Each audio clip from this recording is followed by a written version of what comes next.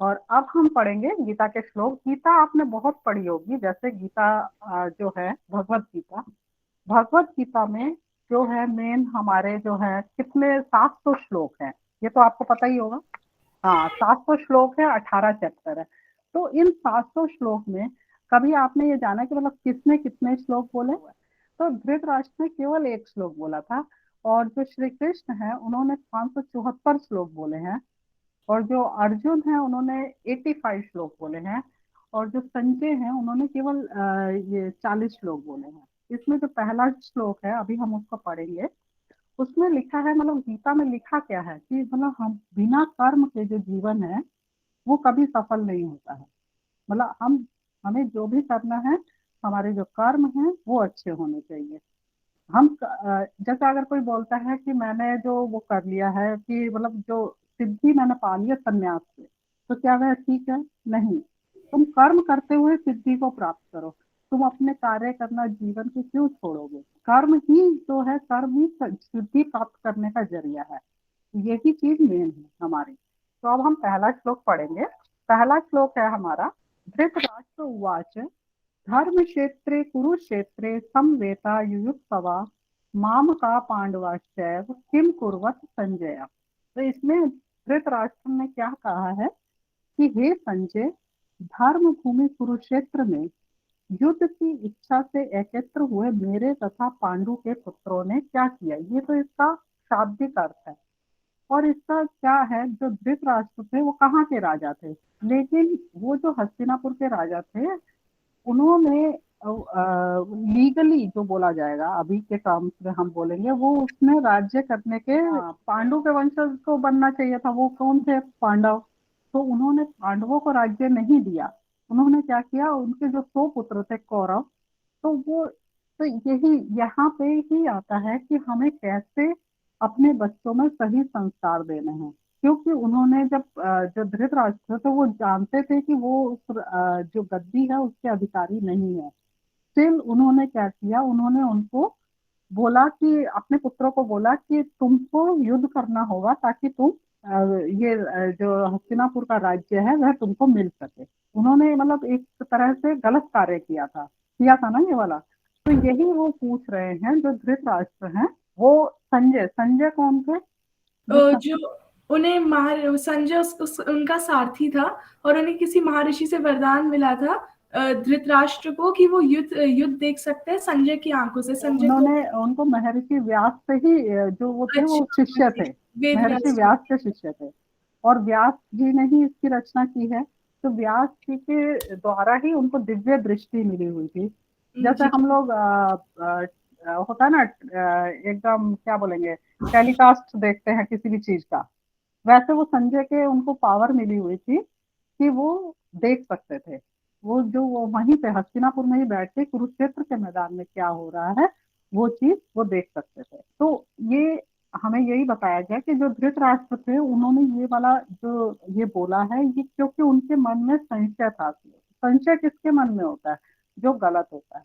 संशय उसी के मन में होता है जो गलत होता है। तो उनके मन में संशय था, वो गलत थे क्योंकि। तो उन्होंने ये पूछा कि मेरा मतलब वहां पे जो कुरुक्षेत्र की भूमि है, जो कुरुक्षेत्र है वो एक पावन भूमि थी, पावन भूमि है वहां पे। तो स्वर्ग की प्राप्ति का द्वार है। तो वो धृतराष्ट्र ये सोच रहे थे कि कहीं जो मेरे पुत्र हैं वहां पे गए हैं दुर्योधन, उसका मन के विचार उस पवित्र भूमि में जाके उसके विचार तो चेंज नहीं हो गए हैं। कहीं वो कोई उनसे जो पांडव हैं उनसे समझौता तो नहीं कर लेंगे?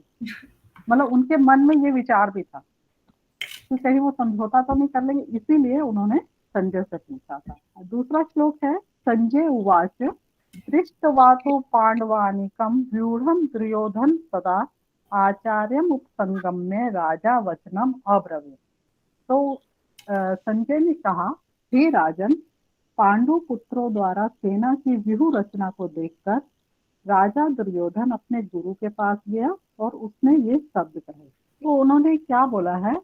पांडु पुत्रों द्वारा सेना की व्यूह रचना, मतलब जो संजय है उन्होंने देखा कि जो दुर्योधन है वो बहुत संशय की स्थिति में है। संजय जो है उन्होंने देखा कि जो धृतराष्ट्र है वो डर की स्थिति में है, कि मतलब उनको संशय हो रहा है कि मालूम नहीं क्या हुआ। तो वो उनको सांत्वना देने के लिए बोल रहे हैं कि ऐसा कुछ नहीं है, वो मतलब वो समझौता नहीं कर रहे हैं वहां पे कोई भी। वो क्या कर रहे हैं, पांडु पुत्र जो है वहां पे जो दुर्योधन है, उन्होंने देखा है कि पांडु पुत्र जो है वो सेना एक चक्रव्यूह जो व्यूह रचना बना ली है, उसके बारे में वो अपने जो गुरु है द्रोणाचार्य उनके पास गए। मतलब उनके मन में लालच आ गया, राजगद्दी एक ऐसा चीज है, जो राज सिंहासन मिलेगा। जो पांडु थे वो तो बीमार रहते थे, वो तो उनको रोग था, इसी वजह से वो जो राजगद्दी थी वो उनको मिली, धृतराष्ट्र को। तो धृतराष्ट्र को यही लगा था कि जब अब तो मतलब वही मेन जो बड़े थे वो थे धृतराष्ट्र, मतलब जी अपने परिवार में जो थे वो बड़े थे। अब उन्हीं का डिसीजन था कि वो जो है, अब उनके मन में वो उस गद्दी पे बैठे बैठे ही ये विचार आया कि क्या ना अच्छा हो कि मेरे जो पुत्र है वही राज करे। उनके पुत्रों की संख्या तो ज्यादा थी, तो मतलब 100 तो वो थे, और एक उनकी पुत्री थी दुशाला, कुशला, हाँ जी। और एक उनकी युयुत्सु, गांधारी के दासी से एक पुत्र था युयुत्सु। सुगदा था युयुत्सु। हाँ युयुत्सु था। तो उनके तो पुत्र ज्यादा थे। हम्म। तो और उनको लगा कि मेरे तो पुत्र ज्यादा है, तो पुत्र मुंह में अंधे होते हैं, एक तो वो वैसे ही अंधे थे, ऊपर से वो पुत्र मुंह में भी अंधे हो गए थे। तो पुत्र मुंह में अंधे होने की वजह से उन्होंने ये डिसीजन लिया कि नहीं, जो उनको क्या लगा था कि जब में युद्ध होगा तो जैसे मेरे पुत्र हैं उनकी संख्या ज्यादा है, वो लड़ेंगे तो वो पांडु पुत्रों को हरा सकते हैं। लेकिन उनको ये भी पता था कि जो पांडु पुत्र हैं वो धर्म के साथ हैं, और धर्म को कोई भी नहीं हरा जी सकता। उनको अंदर से ये मालूम था। यही हमारा मतलब ये जो है, इसमें पहले के 2 श्लोक में यही बात कही गई है। बोलते थे कि पहले सुबह उठना है, अपने हाथों, दोनों हाथों को ऐसे जोड़ना है, हथेलियों को ऐसे जोड़िए, अपने दोनों हथेलियों को। हाँ, ये देखो, ये जो आपकी ये वाली लाइन है, ये दूसरे हाथ की सेम लाइन से जुड़ जाती है ऐसे। ठीक है, इसको ऐसे जोड़ते हैं। और हम एक श्लोक बोलते थे, कराग्रे मद कराग्रे वसते लक्ष्मी, कर मध्य सरस्वती, कर मूले तू गोविंदा, प्रभाते कर दर्शनम। इसका क्या मैम, मतलब होता है? मैम इसका मतलब है कि हाथ की सबसे ऊपर रेखा में लक्ष्मी का वास है, बीच वाली रेखा में सरस्वती का वास है, और नीचे वाली रेखा में गोविंद का वास है, और मैं उन सबको नमस्कार करता हूँ। हाँ, हम सुबह उसको नमस्कार करते हैं, रेखा में नहीं। कर अग्रे मतलब कर मतलब क्या है? हाथ। हाथ। हाथ। तो उसके अग्र भाग में, कर के अग्र भाग में, ऊपर वाले। हाँ उसमें जो है वो लक्ष्मी का वास है। हम्म, मध्य में सरस्वती है, कर के मूल भाग में विष्णु गोविंद। भगवान का वास है। तो मतलब इसका मतलब क्या है? ये देखो, ये जो है, पहली बात तो ये है कि हम इसे कोई भी धर्म से रिलेटेड नहीं करना चाहते हैं। तो इसमें क्या है, जो लक्ष्मी है वो किसकी देवी है? वो धन की देवी है। सरस्वती किसकी देवी है? विद्या की देवी है। और जो हमारे विष्णु भगवान है वो हमारे पालनहार हैं। ठीक है। तो हम ये बोलते हैं कि मतलब अगर हम, जैसे पहले बोला जाता था कि हम अगर हमारा दिन खराब जाता है, मान लीजिए हमारा दिन खराब गया, तो हम क्या बोलेंगे? अरे पता नहीं किसका मुंह देख लिया था, दिन खराब हो गया। बोलते हैं ना। तो हमें, हमारे मतलब पुराणों में, वेदों में से ही लिखा आ रहा है, तुम किसी और का मुंह मत देखो, तुम अपना हाथ देखो। तुम सुबह जब उठते हो, सबसे पहले उठ के अपना हाथ देखो। तुमको किसी का मुंह देखने का जरूरत नहीं है। तुम अपना हाथ देखो। और तुम्हारा हाथ देखने को क्यों बोला जाता है? ये जो हाथ है, इसी में, इसी से हम ज्ञान प्राप्त करते हैं। इसी में हम, पावर है धन प्राप्त करने की, विद्या।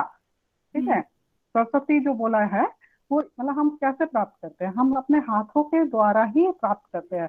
धन, धन कैसे आएगा? बल और विद्या के प्रयोग से। ठीक है, इन द राइट सेंस।